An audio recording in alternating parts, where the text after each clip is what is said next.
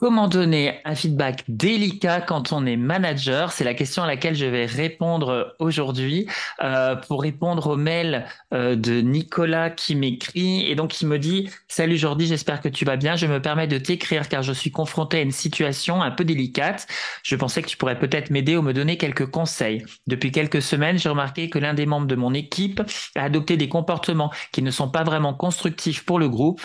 Il semble souvent négatif, critique fréquemment les idées des autres sans proposer d'alternatives et cela commence à affecter la dynamique de l'équipe. Je sais qu'il est essentiel d'aborder cette situation et de lui donner du feedback, mais je ne suis pas vraiment sûr de la manière de le faire sans le braquer ou le mettre sur la défensive. Je veux vraiment que ce feedback soit une opportunité pour lui de comprendre l'impact de ses actions et de s'améliorer plutôt que de le sentir attaqué ou critiqué. As-tu déjà été confronté à une situation similaire? Aurais-tu des conseils ou des techniques à me suggérer pour aborder cette conversation de manière constructive? J'aimerais vraiment trouver une approche qui permette d'ouvrir un dialogue honnête et bienveillant avec lui. Merci d'avance pour ton aide et tes conseils. J'apprécie vraiment ton expertise et ton expérience en la matière. À bientôt, Nicolas. Oui, donc je vais pouvoir répondre, bien sûr, parce que forcément, en étant enseignant PNL et coach, j'ai l'habitude de faire face à ce genre de questions et de situations qui demandent effectivement de l'assertivité.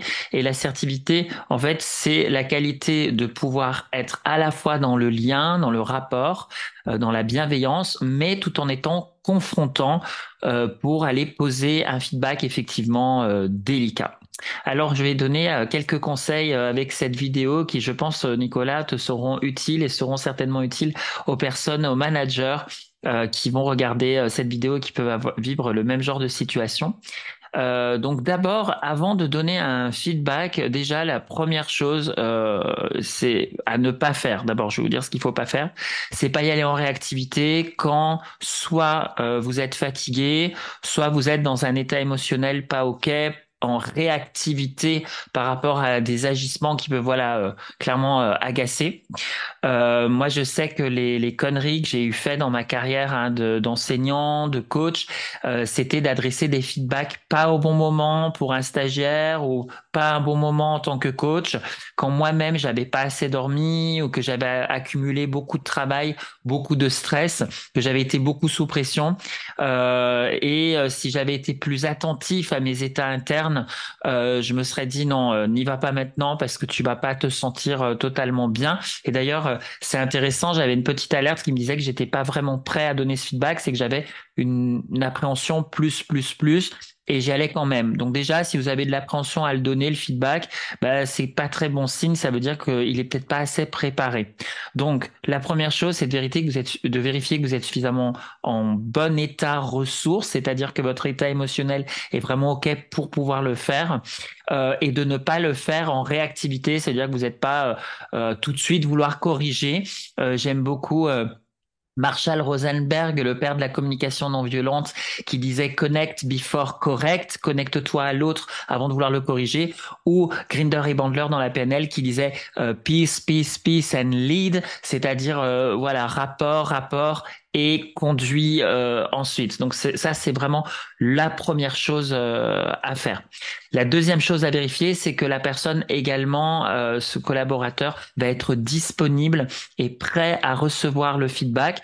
Donc, ça peut être de le préparer à ça, de pas y aller comme ça à un moment où il est pas prêt, où il est en train de bosser, émotionnellement il vient de sortir de quelque chose, il est pas encore à l'écoute. Et donc, pour préparer une personne à recevoir un feedback délicat, l'idée c'est de lui donner un rendez-vous pour pouvoir le faire et lui dire voilà, j'aimerais vraiment qu'on puisse aborder un sujet ensemble. Voilà, ça va être un sujet sensible. Voilà, t'inquiète pas, ça va bien se passer. Parce que je tiens à ce que le rationnel reste bon, donc ne t'inquiète pas, ça change pas du tout l'estime que j'ai pour toi, mais j'aimerais te voir pour te parler de quelque chose un peu délicat. À quel moment est-ce que tu seras dispo? Voilà, de poser ce rendez-vous. Comme ça permettra aussi à la personne de s'y préparer et de vérifier qu'elle va être vraiment dans cet accueil de ce que vous avez à lui dire.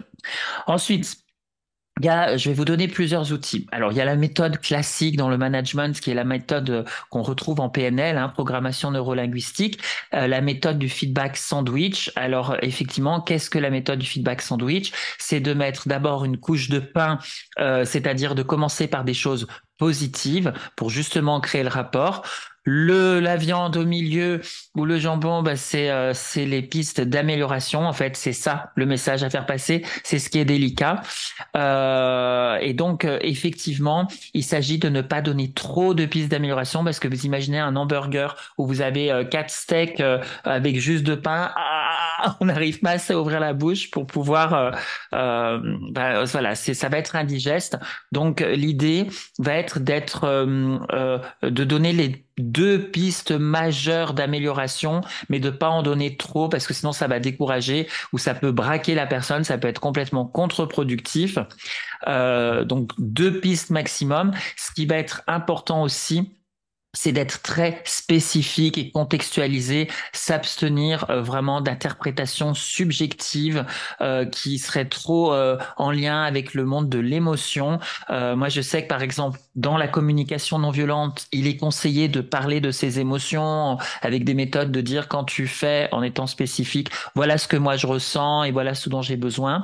Dans le domaine de l'entreprise et même souvent, quand on n'est pas dans un domaine d'intimité dans la relation avec la personne, moi je déconseille de mettre le champ lexical de l'émotion parce que du coup, ça peut être maladroit et ça peut justement aller mettre de l'émotion. Là, on voudrait justement que pour que le feedback soit reçu, on voudrait pas spécialement qu'il y ait des émotions qui viennent parasiter le truc. Donc moi, j'ai plutôt tendance à dire, on va pas mettre d'émotion dans le feedback, on va pas parler de soi, de notre ressenti. Ça, c'est une erreur que j'ai beaucoup fait parce que j'avais fait beaucoup de développement personnel et j'avais fait beaucoup de communication non violente, etc.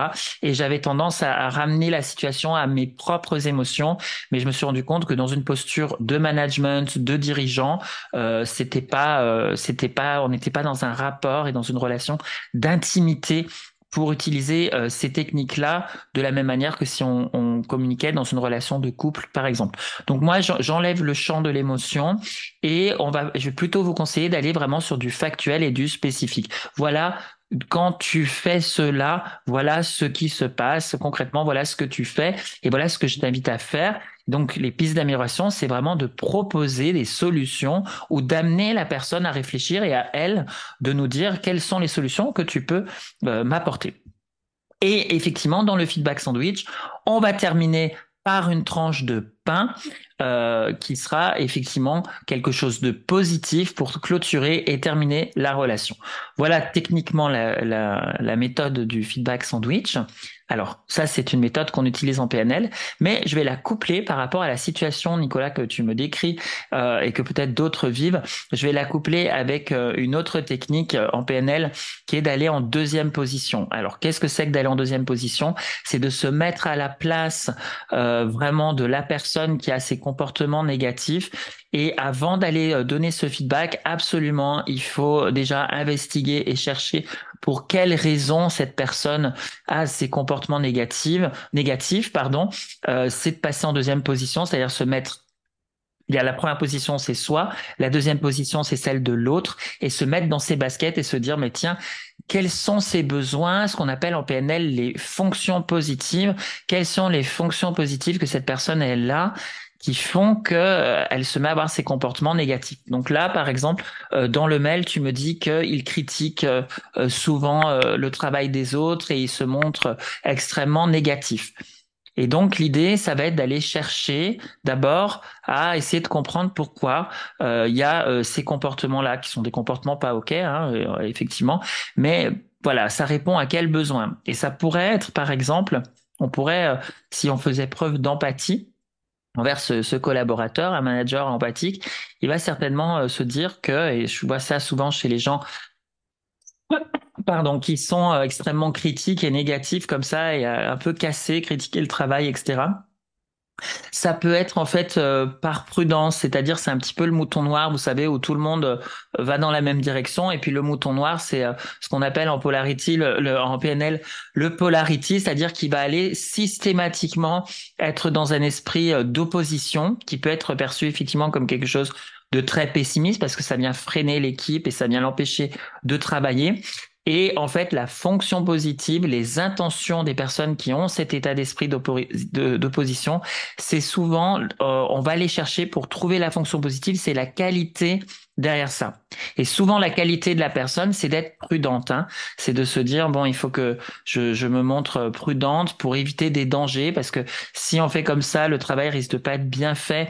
Et en fait, cette personne, elle veut que le travail soit bien fait, et elle va se montrer prudente en critiquant ce qui a été fait pour, en fait, dans un objectif d'améliorer, ou carrément dire non, c'est pas bien, je suis contre cette idée, par prudence. Et donc, ce qui va se passer, c'est que au moment où vous allez adresser un feedback comme ça difficile, si vous allez vers la personne et vous lui dites, tu vois pas, entre guillemets, que tu emmerdes tout le monde et que t'es le casse-couille de service, pardon pour mon vocabulaire, mais en gros, c'est comme ça que les gens le vivent, hein, parce que les jugements de valeur, ils arrivent, les jugements de valeur négatifs, ils arrivent quand émotionnellement on en a marre, hein. Donc voilà. Bon, même si on lui le dit gentiment, c'est-à-dire même si on lui dit, tu vois, t'es quand même un petit peu, t'es pénible, c'est pénible pour les collaborateurs, arrête de faire ça. Voilà, il faut que tu sois plus, collaboratif, plus créatif, etc. La fonction positive ne sera pas prise en considération, c'est-à-dire sa qualité de prudence dans laquelle la personne s'est mise dans cette mission envers l'équipe d'être la personne qui voit les dangers et qui du coup fait preuve de pessimisme, mais pour répondre à une fonction positive, d'être quelqu'un de prudent, elle sera pas entendue et du coup il va pas prendre votre feedback.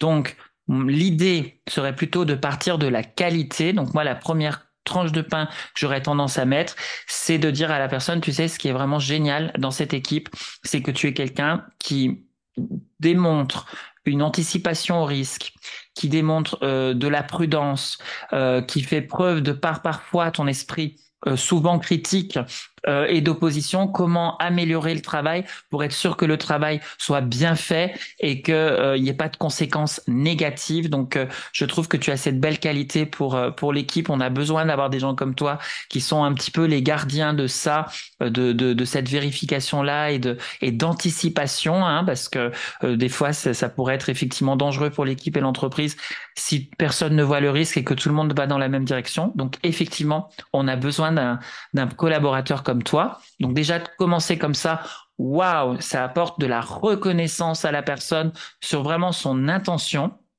Donc ça, c'est top. Alors après, voilà, je connais pas le contexte précis, mais il faudra vérifier, hein, quand il fait ça, que c'est bien. Donc d'abord, avant d'aller donner le feedback, c'est soi-même en tant que manager aller vérifier que quand il fait ça, effectivement, c'est bien pour répondre à cette fonction positive-là et pas une autre fonction positive. Sinon, dans ces cas-là, il faudrait bien sûr réadapter le message, hein. Mais imaginons, voilà, que ce soit ça la fonction positive, la personne va se sentir complètement accueillie dans ce qui est important pour elle. Donc ça, c'est top. Et ensuite, au moment de la piste d'amélioration, ça serait de lui dire en même temps, tu sais, en étant parfois sous stress, hein, j'ai remarqué que tu peux être tellement prudent que voilà, ce que tu fais concrètement, c'est que tu coupes la parole. Quand les personnes, par exemple, lancent un projet, tu vas te montrer critique, tu vas voir ne parler que des points noirs, et du coup, relationnellement, ça va avoir tendance, dans un premier temps, à décourager tes collègues, et dans un second temps, malheureusement pour toi, ça pourrait aller même jusqu'à les irriter et les agacer. Donc, voilà, moi, ce que je voudrais te proposer dans la piste d'amélioration, c'est de conserver cette belle qualité que tu as d'être prudent, mais en même temps, en apportant également plus d'esprit de collaboration et d'encouragement, en manifestant plus d'optimisme, sans pour autant devenir quelqu'un qui ne voit pas les risques et qui se mettrait à mal travailler, mais en faisant preuve de plus d'optimisme et de collaboration, en gardant tes belles qualités de prudence, je pense que tu prendrais vraiment toute ta puissance dans l'équipe. Donc voilà ce que je te demande comme marche à monter dans cet entretien. Je souhaitais voilà que tu puisses développer ces qualités pour équilibrer un petit peu la manifestation, voilà, tes comportements dans l'équipe, voilà. Et d'autant plus que j'apprécie, nanana, et on termine comme ça par une tranche de pain positive. Le feedback sera beaucoup, beaucoup, beaucoup mieux pris si il est donné de cette manière parce qu'il a pu déjà dans la forme être manifesté de manière bienveillante, mais dans le fond, il aurait su voir à travers les comportements négatifs du collaborateur quelles étaient les intentions sous-jacentes. Et à partir du moment où le manager reconnaît chez ses collaborateurs, même quand ils ont des comportements négatifs, les intentions positives sous-jacentes, c'est vraiment faire preuve de deuxième position, c'est vraiment faire preuve d'empathie. Et c'est pour un manager une manifestation d'une belle intelligence relationnelle et émotionnelle. Voilà donc pour mon conseil du jour. Alors si jamais vous souhaitez Nicolas, si tu souhaites t'améliorer encore là-dedans dans ta posture de manager ou vous qui regardez cette vidéo, vraiment inscrivez-vous sur une formation en PNL parce qu'on travaille ça vraiment en profondeur. Vous pouvez commencer avec un base PNL qu'on donne dans l'école, hein, qu'on le donne en ligne ou en présentiel. Même, voilà, même si j'ai une préférence quand même pour le présentiel, mais vraiment formez-vous sur les compétences relationnelles. C'est tellement désagréable de se sentir dépassé et puis de se sentir maladroit parce qu'effectivement, même si vous regardez cette vidéo, vous apprenez des techniques dans des ouvrages, eh bien, il vous faut quand même de l'entraînement pour apprendre à communiquer de cette manière. Et pour cela, il faut savoir investir sur des compétences relationnelles. Donc, je vous invite vraiment à nous rejoindre à Active PNL. Je vous accompagnerai avec mon équipe. On est vraiment motivé pour vous accompagner à ça. Donc, parce que c'est notre cœur de métier et notre passion. Voilà, les amis. Je vous dis à bientôt. Au revoir.